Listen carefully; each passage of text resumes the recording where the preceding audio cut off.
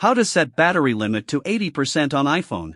Want to stop your iPhone from charging past 80% to help extend your battery's lifespan? In this video, I'll show you how to set the battery limit to 80%.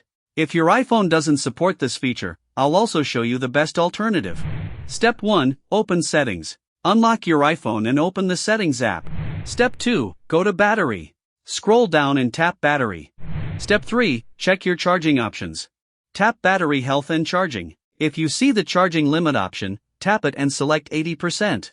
If you don't see this option, your iPhone doesn't support the 80% charging limit feature. Instead, turn on Optimized Battery Charging. Step 4. Enable Optimized Battery Charging.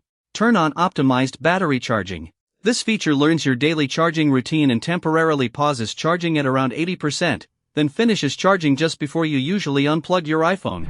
Why use this feature? Keeping your battery at or around 80% for longer periods can help reduce battery aging and improve your iPhone's long-term battery health.